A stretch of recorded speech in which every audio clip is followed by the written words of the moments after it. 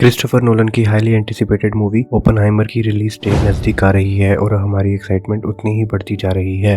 ये Christopher Nolan की biopic genre में फर्स्ट मूवी होने वाली है। ऑल्दो क्रिस्टोफर नोलन ने अपनी अर्लियर मूवीज में हर जॉनरा को टच किया है, beat crime thriller, action, sci fi, perfect super hero, time heist, और इन सब में मास्टरी करके ऑडियंसेस के दिल जीत लिए हैं, जिस वजह से हर कोई नोलन की नेक्स्ट मूवी ओपनहाइमर का ईगरली वेट कर रहा है। क्रिस्टोफर नोलन बायोपिक मूवी बहुत पहले से ही डायरेक्ट करना चाहते थे, जब उनका हावर्ड ह्यू प्रोजेक्ट जिसमें जिम कैरी ऑलमोस्ट कास्ट हो चुके थे, बट ये प्रोजेक्ट मार्टिन स्कोर्सेसी की the aviator Leonardo D Caprio के साथ पहले ही प्रोडक्शन में चली गई और क्रिस नोलन का बायोपिक ड्रीम अधूरा रह गया। बट विद ओपनहाइमर हम नोलन को फाइनली देखेंगे बायोपिक जॉनरा को डायरेक्ट करते हुए। ओपनहाइमर अनाउंस होने से पहले ही हम लोग समझ चुके थे कि ओपनहाइमर नोलन का ड्रीम प्रोजेक्ट है, क्योंकि सामने दिखता है इनकी लास्ट रिलीज टेनेट में डायरेक्ट जे रॉबर्ट ओपनहाइमर का नाम मेंशन्ड है, जब Dimple Kapadia after first nuclear bomb के डेटोनेशन से होने वाली चेन रिएक्शन को समझाती है जॉन डेविड वॉशिंगटन को। ऑल्सो ऐसा भी न्यूज में था कि रॉबर्ट पैटिंसन ने टेनेट की रैप अप पार्टी में नोलन को ओपनहाइमर की स्पीचेस का सेट गिफ्ट किया था, जिससे नोलन का पैशन टुवर्ड्स जे रॉबर्ट ओपनहाइमर सामने झलकता है और तभी इनकी लाइफ को ऑडियंसेस के सामने अपने यूनिक वे में ये लाने वाले हैं। तो इस वीडियो में हम एनालाइज करेंगे कि क्रिस्टोफर नोलन ऐसा क्या कर सकते हैं ओपनहाइमर के साथ, इस वजह से ये मूवी मास्टरपीस और सिनेमैटिकली मार्वल होने वाली है। और साथ ही में डिस्कस करेंगे what all you need to know before entering into theatres about Oppenheimer and what to expect from it. तो बिना कोई टाइम वेस्ट किए लेट्स स्टार्ट द वीडियो। तो फर्स्ट पॉइंट जो मैं डिस्कस करना चाहता हूँ वो है नोलन की मूवीज का ट्रबल्ड प्रोटैगनिस्ट। जैसा मैंने पहले मेंशन किया था, क्रिस्टोफर नोलन ने हर जॉनरा को टच किया है। फॉर एग्जाम्पल मोमेंटो एक साइकोलॉजिकल थ्रिलर है, इनसोम्निया एक डिटेक्टिव मिस्ट्री है, प्रेस्टीज एक राइवलरी थ्रिलर है, इंसेप्शन एक टाइम हाइस्ट है, इंटरस्टेलर एक साईफाई एक्शन है, डनकर्क एक सर्वाइवल वॉर थ्रिलर है। अगर हम नोटिस करें, इन सभी मूवीज में नोलन ने हमेशा फोकस किया है प्रोटैगनिस्ट को, जो हमेशा किसी न किसी वे में ट्रबल्ड है, अलग अलग तरीके से depending on the story of the movie. For example Inception में हमने देखा कैसे कॉब अपने बच्चों के पास जाना चाहता है अपनी वाइफ की डेथ के बाद, और कैसे अपनी वाइफ की मेमोरीज को जिंदा रखना चाहता है, जिसमें हम उसे स्ट्रगल करते देखते हैं। सिमिलरली बैटमैन ट्रिलॉजी में ब्रूस वेन अपने फियर्स को फेस करता है। उसका सबसे बड़ा फियर है फियर ऑफ फेलियर, जो तीनों पार्ट में कई बार देखने को मिला, और हमेशा उसे इस फियर को ओवरकम करते हुए भी देखा, और इस प्रोसेस में वो एक स्ट्रॉन्गर पर्सन इवॉल्व होकर निकलता है। और इंटरस्टेलर में भी मैथ्यू मैककॉनही के कैरेक्टर को डिफिकल्ट डिसीजन लेना पड़ता है अपनी डॉटर को अकेला अर्थ पर छोड़ जाने का, सो दैट वो अपनी डॉटर की जनरेशन को फ्यूचर में सेव कर पाए। इस प्रोसेस में उसका सबसे बड़ा सैक्रिफाइस ये होता है कि वो अपनी लाइफ के कई साल खो देता है जो वो अपनी बेटी के साथ बिता सकता था, but he decided to save the humanity. और मोमेंटो में main lead suffers from short term memory loss उसकी वाइफ की डेथ के बाद, और उसे अपनी वाइफ के किलर को ढूंढना रहता है, और बाद में स्टोरी में रिवील होता है कि वो खुद की आइडेंटिटी को लेके ही स्ट्रगल करता है and has to decide himself कि वो जो भी कर रहा है वो जस्टिफाइड भी है या नहीं। और क्रिस्टोफर नोलन ओपनहाइमर के कैरेक्टर के साथ भी कुछ ऐसा करने वाले हैं, क्योंकि जूलियस रॉबर्ट ओपनहाइमर की पर्सनल लाइफ भी बहुत डार्क और स्ट्रगल से भरी थी। जहां अपनी स्कूल और कॉलेज लाइफ में वो बुली हुए थे, उनकी वर्क लाइफ में अपने कलीग्स के साथ रिफ्ट थी, उनका एक्स्ट्रा मैरिटल अफेयर एक कम्युनिस्ट पार्टी की मेंबर के साथ जो फ्लोरेंस प्यू प्ले कर रही है, और उनकी वाइफ का रोल जो एमिली ब्लंट प्ले कर रही है। ये सभी रीजंस नोलन को एक परफेक्ट अपॉर्चुनिटी देता है इस कैरेक्टर के साथ एक्सपेरिमेंट और इसको डाइवर्सिफाई करने का, क्योंकि ओपनहाइमर के पास उस टाइम में कोई और चॉइस नहीं बनती थी बट एटॉमिक बॉम्ब को डेवलप करने की, नहीं तो जर्मनी पहले ही न्यूक्लियर बॉम्ब बना देता और वर्ल्ड वॉर 2 जीत जाता, जो अनदर रीजन है ओपनहाइमर को ट्रबल्ड प्रोटैगनिस्ट एक्सप्रेस करने का। क्रिस्टोफर नोलन का ओपनहाइमर कैरेक्टर ऑडियंसेस के लिए नया भी होगा,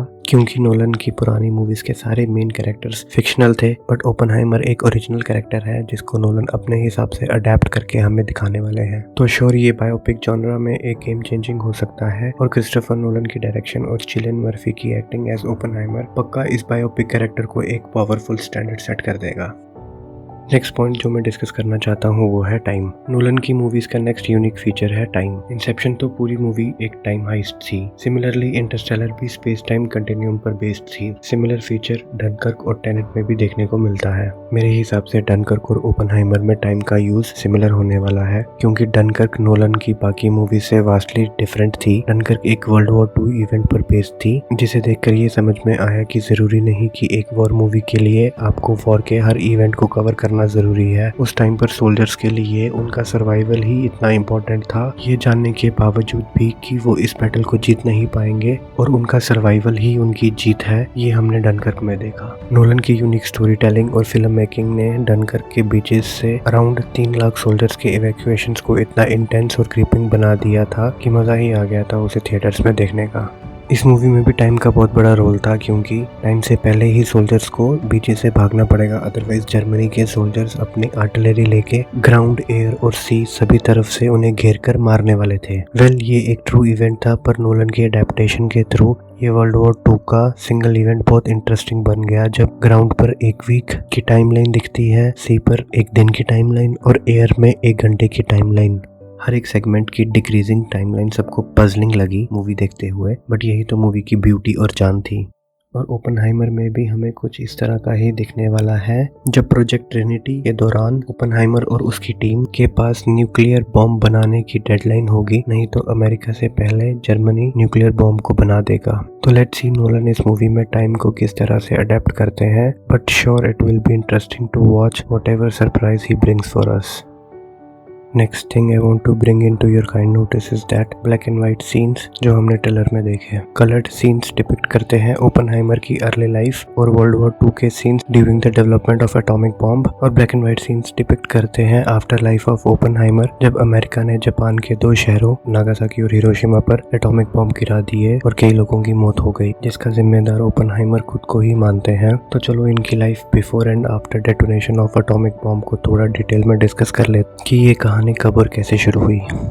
तो वर्ल्ड वॉर 2 में जर्मनी एक तरफ था और अमेरिका दूसरी तरफ। दोनों इस रेस में थे कि एटॉमिक बॉम्ब पहले कौन बनाएगा। उस समय अमेरिका के प्रेसिडेंट फ्रैंकलिन डी रूजवेल्ट थे और उन्हें एल्बर्ट आइंस्टाइन ने एक लेटर लिखकर बताया कि जर्मनी ऑलमोस्ट न्यूक्लियर बॉम्ब बना चुका है और जर्मनी के क्या क्या इरादे हैं ये सब बता दिए और उनसे रिक्वेस्ट की कि आप कुछ करिए। जिसके बाद प्रेसिडेंट फ्रैंकलिन रूजवेल्ट ने एटॉमिक बॉम्ब डेवलप करने का एक प्रोग्राम अप्रूव किया और कुछ महीनों बाद ओपनहाइमर को इस प्रोजेक्ट का डायरेक्टर बना दिया, जिसका नाम था द मैनहट्टन प्रोजेक्ट। ओपनहाइमर को एटॉमिक बॉम्ब की डेवलपमेंट के लिए जो भी रिसोर्सेज की जरूरत थी वो सब प्रोवाइड किए लेस्ली ग्रूव ने, जिनका रोल मैट डेमन प्ले कर रहे हैं। ये बहुत इंटरेस्टिंग है जानने को कि जब ओपनहाइमर एटॉमिक बॉम्ब बना रहे थे उनकी सबसे बड़ी इंस्पिरेशन थी भागवत गीता, और उसी से इंस्पायर होके कि एनर्जी कैसे कंसंट्रेट की जाती है ओपनहाइमर ने ये बॉम्ब बना दिया। हमारी महाभारत को तोड़ के अगर देखा जाए तो वहाँ से पता चलता है कि न्यूक्लियर बॉम्ब उस टाइम पर भी यूज हुआ था और कैसे दुनिया को वो डिस्ट्रॉय कर सकता था। एनीहाउ प्रोजेक्ट अप्रूव होने के बाद उनकी सबसे बड़ी रिक्वायरमेंट थी एक ऐसी जगह की जहाँ पर पॉपुलेशन कम से कम हो, तो उन्होंने न्यू मैक्सिको में एक वीरान बंजर सी जगह ढूंढकर द लॉस एलामोस लेबोरेटरी तैयार करवाई जहाँ एटॉमिक बॉम्ब को टेस्ट कर सकते थे और इस प्रोजेक्ट का नाम दिया project Trinity.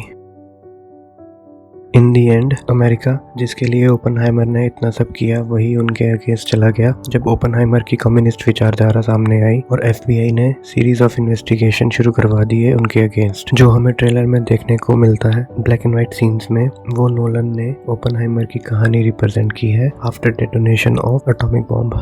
Next point I want to discuss is from the film making point of view. Nolan का ट्रैक रिकॉर्ड है कि वो जितना कंप्यूटर जनरेटेड इफेक्ट अवॉइड कर सकते हैं उतना करते हैं and gives us the practical effect using mostly IMAX, Panavision 35mm and 70mm and tries to reject digital filming as much as he can. For example, Tenet का airplane scene, Interstellar में TARS और corn field वाला scene, Inception में rotating hallway का वो fight scene, Dark Knight Rises में mid air airplane hijacking scene, ये सब सीन क्रिएटिवली खुद मूवी सेट तैयार करके शूट करवाए। और ओपनहाइमर में प्रोजेक्ट ट्रिनिटी का वो एटॉमिक बॉम्ब का टेस्ट भी इस बार नोलन ने खुद क्रिएट किया है। जो भी विजुअल इफेक्ट्स हमने ट्रेलर में देखे हैं एक्सप्लोजन के, वो सब रियल है। ये सीन मूवी का मोस्ट एक्साइटिंग सीन भी होने वाला है, क्योंकि नोलन मूवी के इस सीन को बिल्ड ही इस तरह से करेंगे कि वो मेंटली भी ग्रिपिंग होगा और विजुअली स्टनिंग भी होगा, क्योंकि इस सीन को रियलिस्टिकली कैप्चर करने में वो और उनकी टीम एक्सट्रीम लेंथ तक गई है। ह्यूट वैन ह्यूटमा ओपनहाइमर के सिनेमेटोग्राफर हैं, जिन्होंने